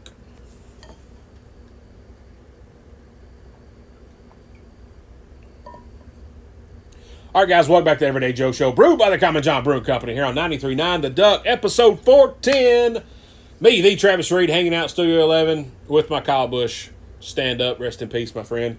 Don't have it here for comedic relief. I have it here as kind of a tribute to Kyle. It's the only thing I really have of Kyle Busch. Sad day that we lost him. One of the all-time greats for sure. All right, so let's fix some more sports here. Let's fix golf. I like golf. I like playing golf. The only reason I like playing golf really is for the camaraderie and the beer drinking. That is the only. I can hit a ball real far. It just doesn't go real straight. It goes real crooked. But watching golf on TV, like, you gotta be quiet, and I get that. Then their backswing. But the players, and I know they gotta concentrate. And it's a different sport. It is a stick and ball sport, but it's a different stick and ball sport compared to the others.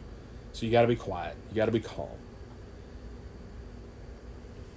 But daggum, show some emotion on a weekly basis. You know what I mean? Like, stop looking so uptight is what I'm trying to say.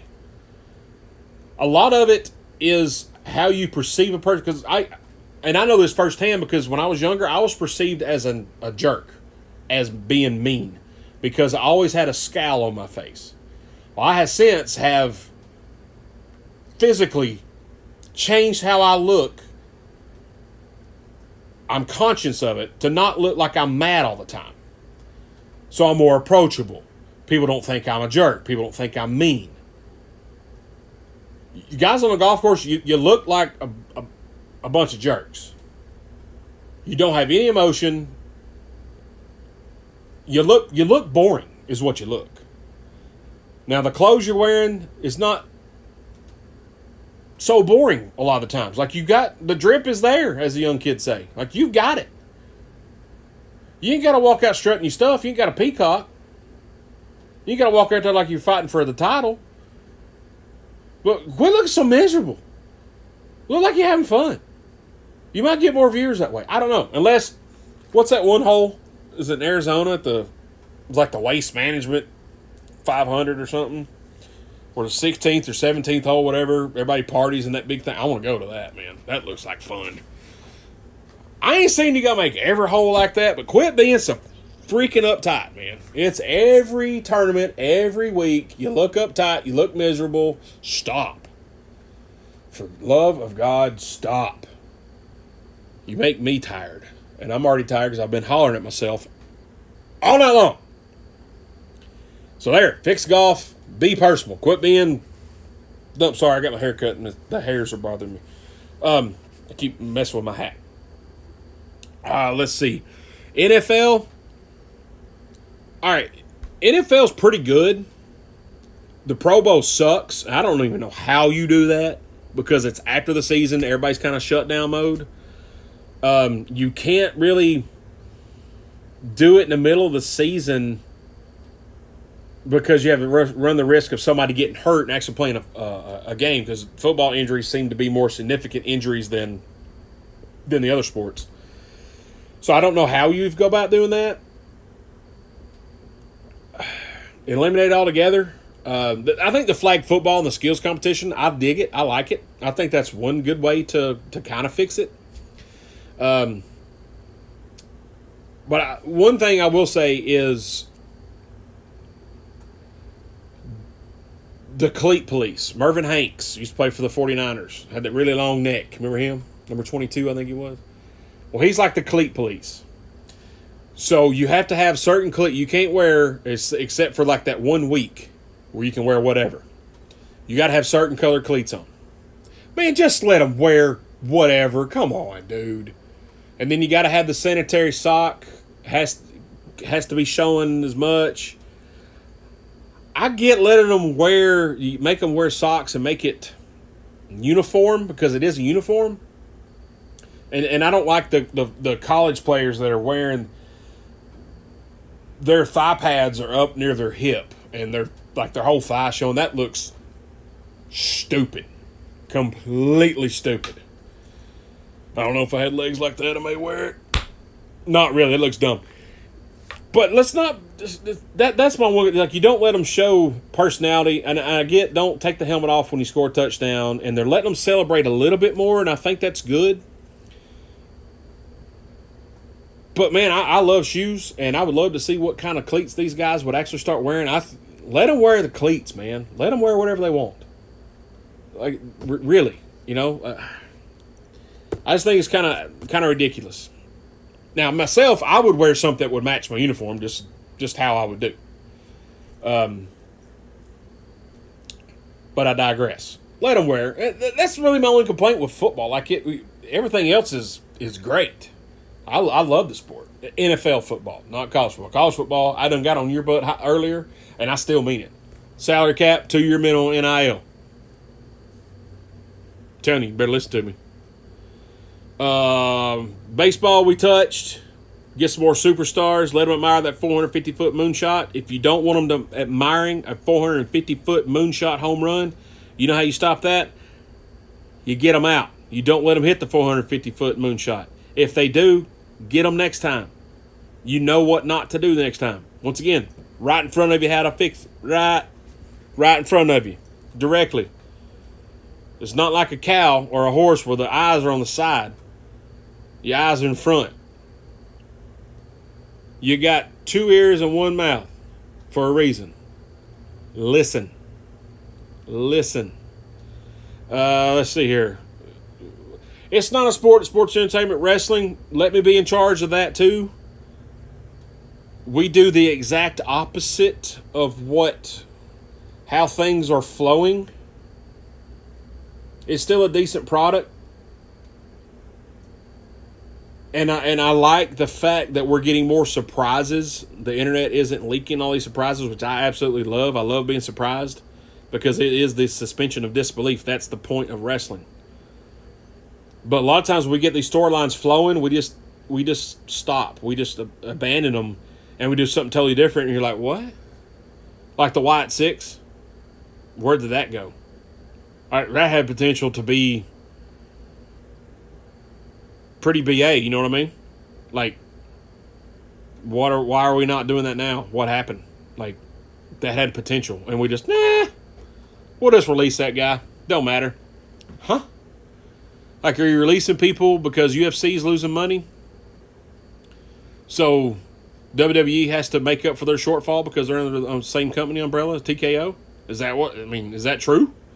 Is that what's going on? Like, come on, man. Don't take away from that because they're underperforming. It is what it is. What else can we fix? Tennis. Nobody watches tennis anyway. Nobody. WNBA, I feel like, is on a good path to getting straightened out. I feel like them paying the players is better for the morale. I hope players don't start sandbagging. I don't think they will. I mean, professionals, they shouldn't. I think it's getting better. In my opinion, I enjoy watching WNBA. I will say this: if you want to watch a sport where they go all out the entire game, women's college softball.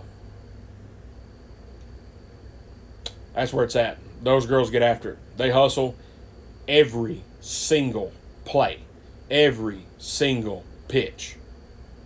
That's it. And I don't know if they start doing launch angles in war or whatever. If they do, then they know my feelings on that. They're going to have to knock that. Is the dumb crap. Oh, my goodness. All right. All right, we'll take our final break. We come back. We're going to wrap this thing up and get kind of run down all of my ranting and raving this afternoon. I apologize for all of it. Thank you for the ones that stuck with me the whole time while I went off the rails here. I do appreciate it. But we'll come back and wrap this thing up. You're listening to the Everyday Joe Show, brewed by the Common John Brewing Company here on 93.9 The Duck.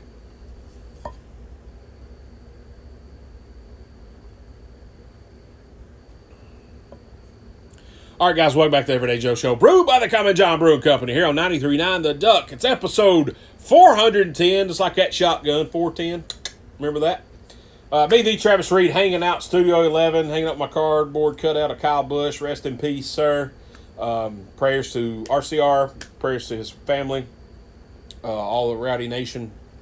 I lost a good one today. We're going to wrap this up, guys. I have been complaining and moaning about sports tonight. I love sports. My favorite thing on earth as far as entertainment is concerned. I absolutely love it. That being said, you're acting like a bunch of idiots. I've told you how to fix them. I've told you how to fix them. If you don't listen, that's on you. When stuff fails or ratings start going down, I told you. And the thing, I'm not the only one telling you, is the thing. And I've told you how I feel and that you should hire me to fix them all. I did say that. NASCAR, we've got to get more superstars. Unfortunately, we lost one today. So please don't take this out of context. I like to separate what happened to Kyle and me speaking about it. I like to separate that. I don't want to make light of his passing or disrespect him in any way. I had this thought. I wrote this show out before Kyle passed. We got to have more superstars. We don't need to, quote, create more superstars. If you create a superstar, it gets shoved down your throat, Roman Reigns, it becomes devalued. They're not a true superstar. Let Kyle Larson talk. Kyle Larson is one of your superstars. Let him. You have that All-Star race like I was talking about earlier. Run what you brung. Let them lie, cheat, and steal. You let Kyle Larson out there, he going to turn some heads because people are going to see it like, oh my gosh, did you see what he just did with that car? There's one of your superstars. Carson Hocevar. Already on the way. I didn't like him. Man, I didn't like him. I didn't like him at all. But that celebration he did won Talladega, boy, he gained one. He gained one right here. Like, I'm rooting for him. SVG still my guy. Tyler X still my guy. But we've got to get more superstars. You've got to let these guys start being themselves. You've got to fix the All-Star race. You've got to somehow eliminate stages or something. I get it. It was for TV. It's for more revenue through ads, stuff like that. There's got to be a different way. There's got to be something. We've got to stop saving fuel at these big tracks. Let's go all out. Cojones to the wall. Let's go. Full throttle. Come on. That's what we got to do. It's right in front of you. Let's get it going. You get some veterans. You get some rookies. You get some legends of the sport. You get a couple media members. You get a fan group together. Boom. Let's go. Let's talk about it. What we want. What don't we want? It ain't got to be. We don't have to do everything everyone says. We don't have to do. If this group doesn't want to do what this group does, we don't have to not do it because they don't, vice versa. Let's come to a comment. You can figure something out. If you get those type of people in the same room, you can figure it out. It's not that hard. It's not that hard. All right? College sports. NIL is trash. It can be a good thing, but you are screwing it up. 2-year max salary cap on every school salary cap. Okay? Fix it, because you're making a mockery of college basketball. You're letting people who have signed pro contracts, who have been at training camp with professional teams, who have played overseas as professionals, you're letting them invade the college ranks, and you're making the college game look stupid. Because you're like, oh, well, they play professional, we're going over it. I mean, that's like the worst form of cheating there is. Win if you can, lose if you must, but always cheat. But good Lord, you're just doing it in the open. Just, oh, hey guys, I'm cheating. I'm cheating over here. But we're going to do good. And you still lose. So knock it off. Like, seriously, come to an agreement. 2-year minimum contract. No pros. If you sign a pro contract, your college eligibility is done. Done. No more. So, there's that. Baseball. Once again, superstars. Once again, let people be them. Let them admire it. Let them get pumped up about a great double play. Let them get pumped up about a strikeout. Let them get pumped up for winning. Players, quit being robots in the field. Stop it. PCA got fined the other day because he said some stuff to a fan. Well, fan told him he blankety blank sucked. What PCA said back to him, I mean, that was kind of mean. But hey, if you're going to play stupid games, you're going to win stupid prizes. Don't go talking trash to a professional athlete not expecting to get some back. If I talk trash to a professional athlete and he told me what he told that lady, I'd have been like, my bad, dog. Or I'd have had a comeback. I wouldn't have I'd have told the story in a joking manner. Like, I talk crap to PCA. Listen, you believe what he told me? I wouldn't have cried about it. I wouldn't have made him apologize. I'm like, man, I started it. It's my fault. PCA's just being PCA. Stephen A. Smith, NASCAR drivers and golfers are athletes. Go do it. You can't. You can't. No, you can go shoot a basketball. You can hit. You can't hit it like James Harden can. You can't hit it like Steph can. SGA, Wemby. You can't do that. You can't hit a golf ball like, Bryson DeChambeau, Rory McIlroy. You can't do that. You can't drive a car like Kyle Busch either. You can't drive a car like Junior. They're athletes. They do things normal human beings cannot do.